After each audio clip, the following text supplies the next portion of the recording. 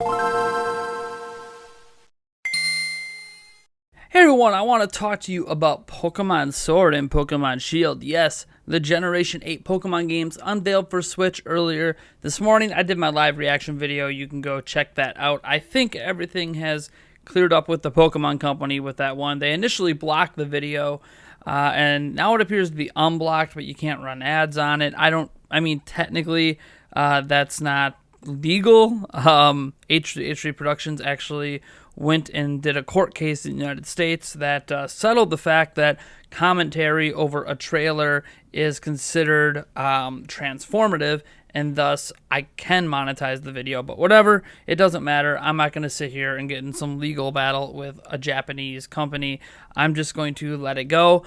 For the purpose of me talking about it in this video, I might show snippets of the trailer, very small snippets, but more than likely you'll just see some screenshots or maybe the official website that's opened up. But I want to talk about the game a bit more in depth outside of a live stream situation in a smaller, easier to digest format, because I, for starters, want to say I am actually looking forward to Pokemon Sword and Pokemon Shield. One, Pokemon Sword and Pokemon Shield are just really cool names, and I love the logos. I love the slash through the sword. I love the spikes on the shield, and obviously the blue and red colors. That's kind of a callback to red and blue, while also just being, colors that we use at Nintendo Prime, like on my shirt. Hey, look, blue and red. But I think what's also really neat is the wolf head at the top, right? The wolf heads at the top are extremely interesting, and you wonder, is that a reference to some legendaries? Is it a story point? Is it a reference to houses? Are there like royalty houses in here? Because the land itself looks like it's based on the UK. Now, I initially was saying Italy in my live reaction, but that was because of how long the island was.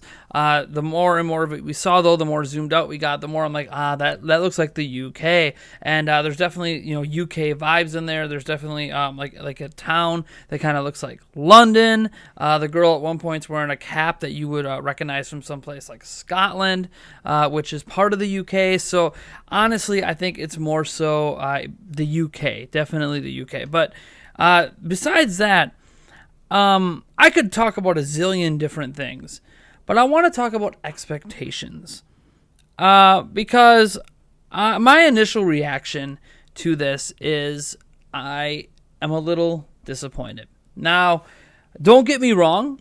I do think these games have the potential to be the best Pokemon games ever made.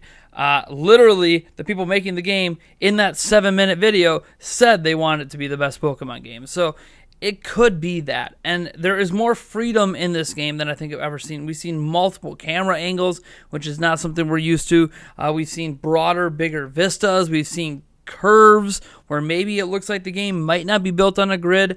We'll have to wait and see, because we've seen where our character can have freeform movement, but other people's characters might not have freeform movement.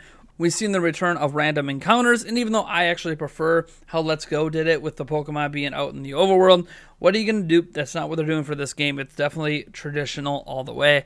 I'm hoping...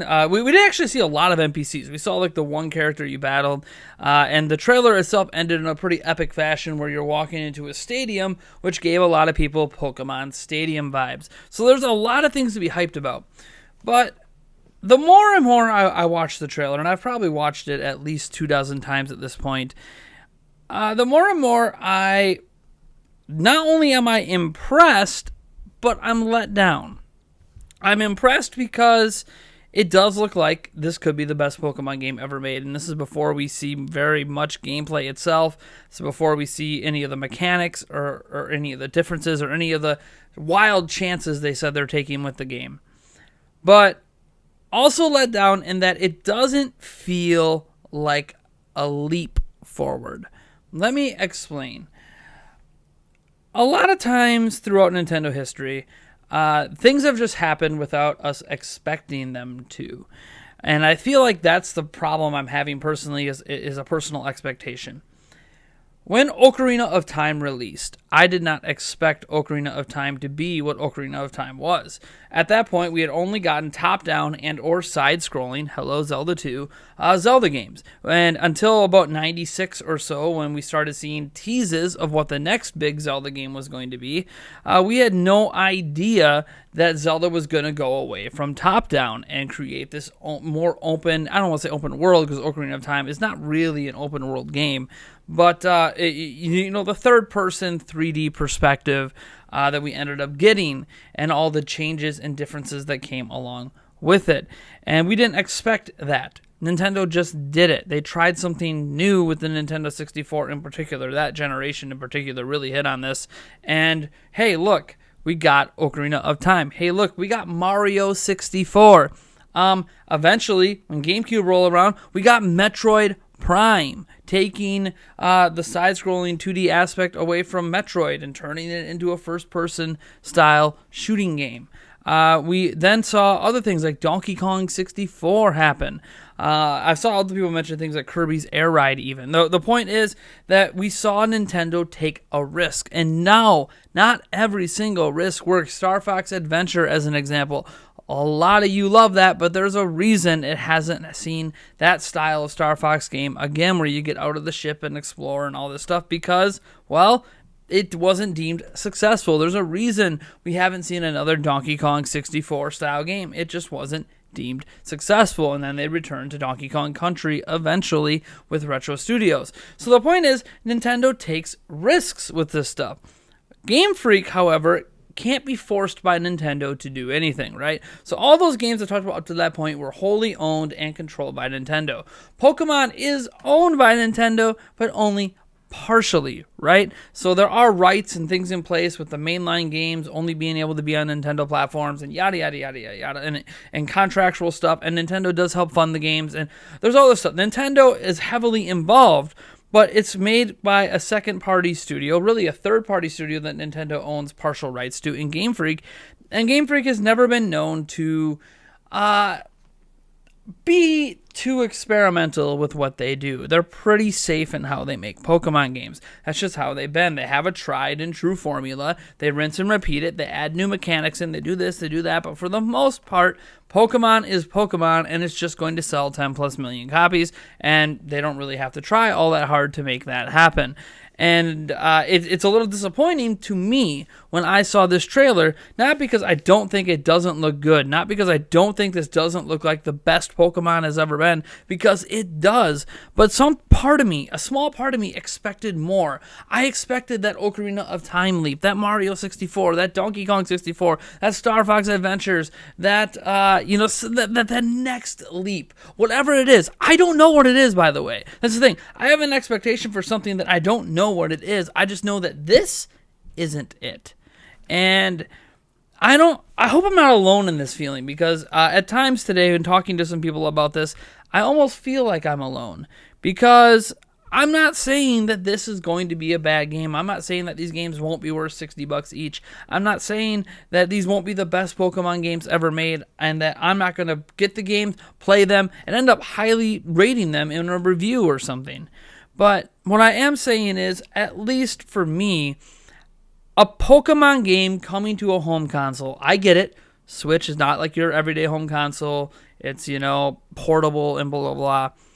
I have this feeling that the first time an IP comes to a type of platform it's never been on before, and this is the type of platform that it's never been on before, that there's this expectation of something big. So on the N64, it was the first time that real, true 3D visuals were possible on a more palpable scale. You could do it on the Super Nintendo, as Star Fox 2 actually showed, and that's why they didn't release Star Fox 2, because they didn't want it to be a detriment to the N64, making the N64 not look as good. But N64 enabled you to do this more freely, and that's what you kind of felt with Pokemon. Like, Pokemon isn't 2D flat sprites anymore. It's been kind of 2.5D, 3D for a while. We saw with Let's Go Pikachu, Let's Go Eevee, that's an HD game, very much an HD 3DS style game, but with new mechanics and stuff, using the Pokeball Plus and all that, motion controls. Not for everyone, I get it. But this game feels like more of the same of that, with just taking bigger advantage of the hardware, right? So a bigger, vaster world with multiple camera angles. It doesn't look like a free roam camera. It might be a free roam camera. We might be able to take that right stick and move the camera all around for all we know. That is something I know a lot of people would like, because a free roam camera really lets you take in the beauty of the world and help with your exploration. We saw amazing places like a forest area that was really reminiscent of, say, like Majora's Mask, or for me personally, like those old Twilight Princess trailers when Link was walking through the big forest. So there were some like areas like that. It's like, oh man, are we actually going to be able to get off routes, get off set paths, get off patches of grass, and actually freely explore the world a little bit? Not so much like an open world. I'm not saying it's that kind of game, but just a little bit more freedom in that exploration. I think that would be really cool. And what can we find doing that? There's a lot of stuff that I think is going good for this game, but I don't know. I'm not feeling that this is the giant leap vibe. I feel like this is just the natural evolution vibe, right? Like, this is what a more powerful Nintendo 3DS game would look like, right? So let's say that there was a 4DS. I know 4D doesn't make sense for a lot of people, whatever.